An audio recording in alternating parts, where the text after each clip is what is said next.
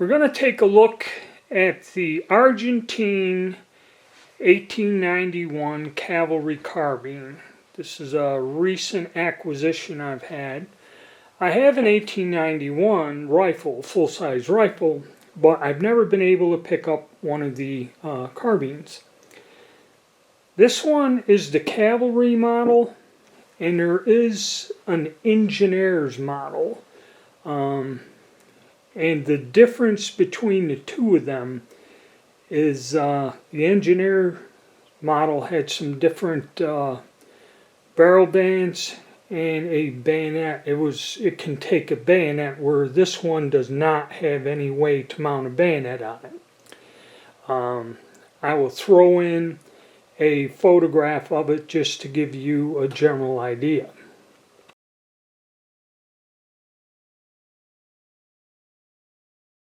So the 1891 is actually a modification or improvement of the Mauser's first kind of bolt-action cartridge gun, the Belgian 1889, which the action is similar, but this had, the Belgian rifles had like a metal jacket like on the Cavalry 88s and that.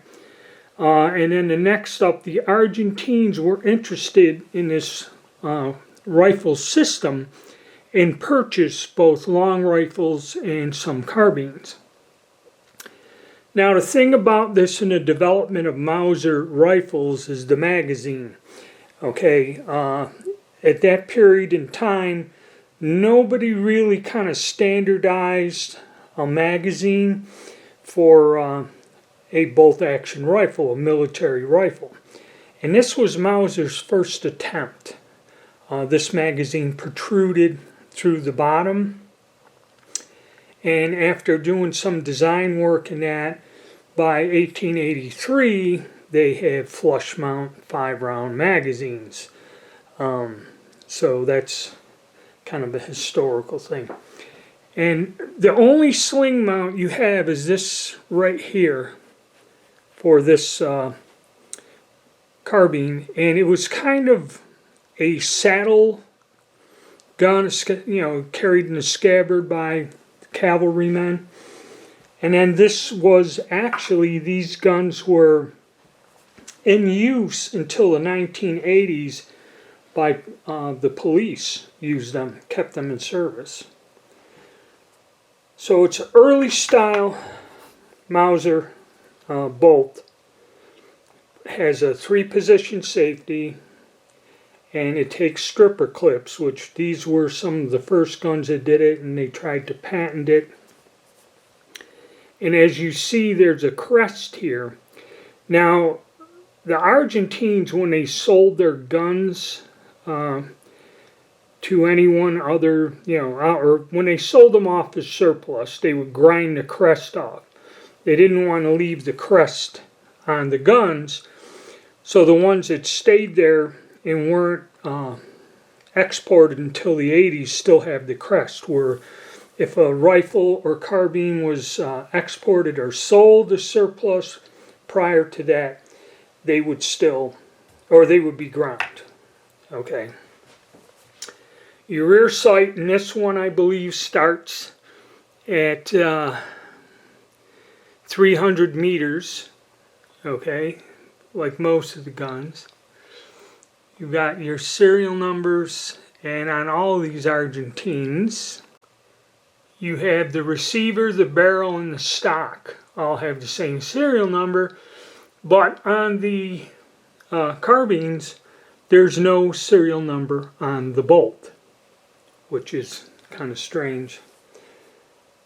And then, like I said, you have a sight protector over the front of the sight that forms an end cap. And these rifles were all manufactured in Germany and sold to the Argentine government. That's why when you come and see the scroll, it says the model and manufactured in Lowell, Berlin. Has its symbols and proof marks. Another look at the magazine. And the only sling or tie down mount here. A little tiny handguard, which that is secured by copper wire. Okay, we got one barrel band, and then the end cap, which is actually screwed with a screw into place there.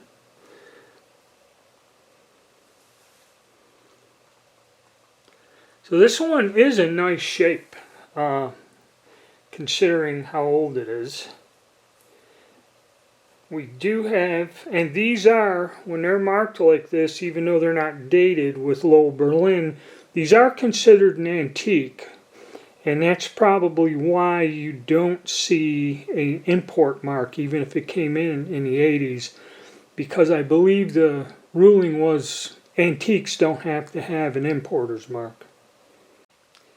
And interestingly enough, this appears to have an arsenal repair where the toe probably got chipped and split. And it's quite nicely done right there.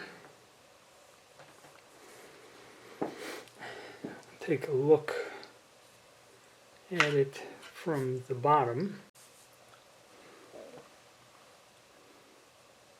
And again, magazine serial numbered.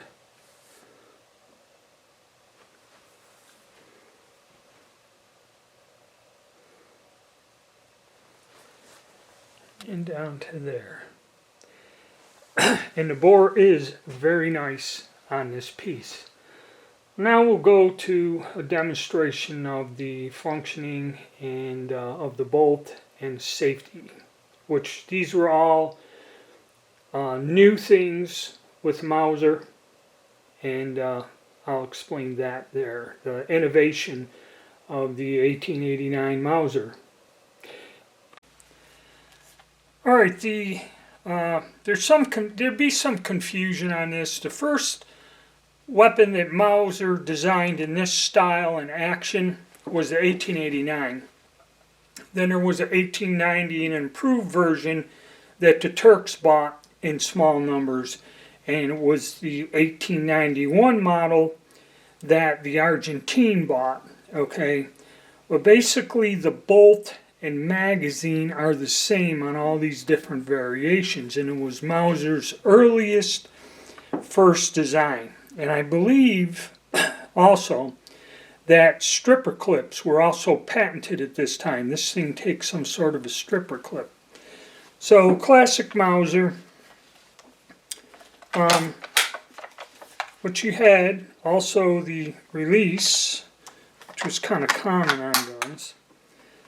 One-piece bolt design with two forward locking lugs. Mauser in development had some other rifle-style actions that used rearward locking lugs, but they failed. So his design was the two forward locking lugs. Okay, your 5-shot magazine.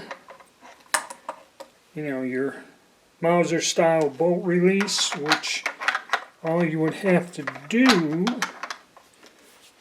is push forward somewhat or pull. In it goes, and then, okay, this one does not stop on the last round. So, as with a lot of the earlier Mausers or early bolt action rifles, this was a cock-on closing. So when you push the bolt forward, that's when it compressed your firing pin spring. You have the standard Mauser 3-position safety, which went all the way to the KAR-98 straight up, will allow you to unload the gun. When you push it all the way to the right, this locks the rifle. Okay, so doesn't fire, 3-position safety, and then fire. 5-round magazine. It kind of extended down after this model by 1893, Mauser perfected a different magazine that was flush mount, 5 rounds. So all of it pretty standard. And we'll compare this to the full-size rifle and talk about the caliber. Alright, here we have it compared to the full-size standard rifle. You see the sights are different. The carbines had bent bolts where the rifle had a straight bolt. The sight system is a bit different. And here we can see where this was sold and the crest was ground off.